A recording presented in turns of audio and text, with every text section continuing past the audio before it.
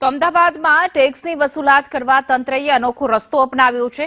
Tax ચૂકવવા લોકોને અનેકવાર સમજાવવામાં આવ્યા, નોટિસો મોકલવામાં આવી, છતાં જે લોકોએ ટેક્સ નથી ભર્યો તેમની પાસેથી વસૂલાત કરવા હવે સહારો લીધો છે ઢોલનો। જી હા, શહેરના દક્ષિણ વિસ્તારમાં ટેક્સ ન ભરનારાઓ લોકોના ઘરે બાકી ટેક્સની વસૂલાત માટે એએમસીએ ઢોલ વગાડ્યા હતા અને બાકી ટેક્સની ઉઘરાણી શરૂ કરી હતી।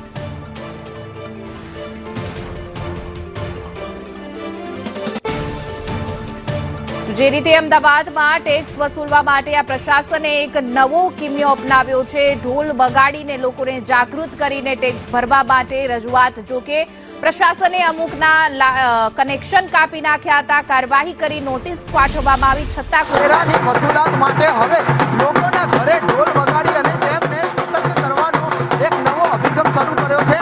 શહેરના વેજલપુર, વસ્ત્રાલ, જુહાપુરા સહિતના જે ટેનામેન્ટ અને જે સોસાયટી સહિતના જે અન્ય એકમો છે કે જ્યાં ઢોલ વગાડી અને અત્યારે કોર્પોરેશન લોકોને વેરા ભરવા માટેની સમજ આપી રહી છે। કોર્પોરેશનની ટીમના અધિકારીઓ આપણી સાથે છે, તેમની સાથે વાત કરીશું। રાહુલભાઈ, કયા પ્રકારની કાર્યવાહી, શા માટે ઢોલ વગાડવાની જરૂર પડી? જી, ઘણા લોકોના પ્રોપર્ટી ટેક્સ જ્યારે બાકી હોય છે ત્યારે આ જ ટેક્સની આવકથી શહેરમાં વિકાસના અને માળખાકીય કામગીરી કરવામાં આવતી હોય છે। તો જે લોકોના ટેક્સ બાકી છે એમને અમે જાગૃત કરવા આવ્યા છીએ અને કઈ કઈ પ્રકારે ટેક્સ ભરી શકે, ઝોનલ કચેરી ખાતે, સિવિક સેન્ટર ખાતે, સબ ઝોનલ કચેરી ખાતે અથવા તો ઓનલાઈન એ ટેક્સ ભરી શકે છે કોઈપણ નાગરિક। અને દરેક નાગરિકે પોતાની જવાબદારી સમજીને પ્રોપર્ટી ટેક્સ ભરવો જોઈએ। વધુમાં આવનારા સમયમાં જેમનો પ્રોપર્ટી ટેક્સ બાકી હશે એમના મિલકતમાં ટાંચ, જપ્તી, ઓક્શન વગેરે કાર્યવાહી પણ કોર્પોરેશન કરવાનું છે, જેથી અમે નાગરિકોને અવેર કરવા આવ્યા છીએ કે આપનો પ્રોપર્ટી ટેક્સ સત્વરે ભરશો। રાહુલભાઈ, જે લોકો ટેક્સ નથી ભરતા તેને કેટલા ટકા પેનલ્ટી, કેટલો વેરો વધારે વસૂલવામાં આવે છે, ક્યારે તેમની પ્રોપર્ટી જપ્ત થઈ શકે છે, શું કાર્યવાહી? જે લોકો ટેક્સ ના ભરે એમાં 18% લેખે રોજનું વ્યાજ ચડતું જાય છે। અને જ્યારે ફાઇનાન્શિયલ યર શરૂ થાય છે ત્યારે શરૂઆતના 1-2 મહિના માટે કોર્પોરેશન દ્વારા ડિસ્કાઉન્ટની સ્કીમ પણ આપવામાં આવે છે કે જો એપ્રિલ 31 કે મે 31 સુધી એ લોકો ટેક્સ ભરતા હોય તો એમાં ડિસ્કાઉન્ટ મળે છે। વળી ઓનલાઈન જો આપ ટેક્સ ભરો તો એમાં પણ ડિસ્કાઉન્ટ મળે છે।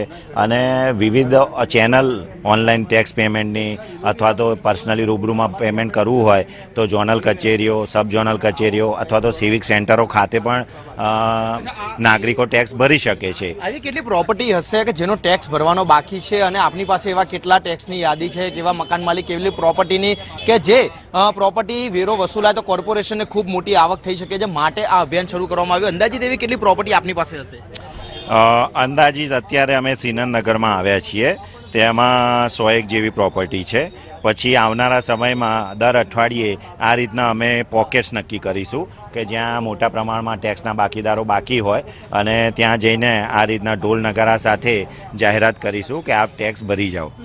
સ્વાભાવિક છે કે જે પ્રમાણે ખાલી શ્રીનંદ વિભાગ 3ના જે 100 કરતા વધુ મકાનો છે તેનો વેરો અત્યારે બાકી છે। આ આખી જે સ્કીમ આવેલી છે તેના 100 થી વધુ મકાનોનો જે ટેક્સ આ વર્ષનો બાકી છે તે વેરો ભરાય અને તે વેરો ભરાયા બાદ કોર્પોરેશનને જે આવક થવાની છે તેમાંથી વિકાસના કાર્યો થઈ શકે અને સામે જ લોકોએ 18% જેટલું વધારે વ્યાજ કે વધારે પેનલ્ટી ન ચૂકવવી પડે તે માટે લોકોને સતર્ક કરવા માટેનો અમદાવાદ મ્યુનિસિપલ કોર્પોરેશનનો અભિગમ છે। ત્યારે કોર્પોરેશનના આ અભિયાન બાદ પણ શું લોકો સતર્ક થાય છે કે કેમ અને પોતાનો બાકી વેરો ભરે છે કે કેમ તે જોવું મહત્વનું છે। પરંતુ કોર્પોરેશન સ્પષ્ટ કહે છે કે જો વેરો ભરવામાં નહીં આવે તો આગામી સમયમાં તેમની સંપત્તિ પણ જપ્ત કરવા સુધીની કાર્યવાહી કોર્પોરેશન કરી શકે છે।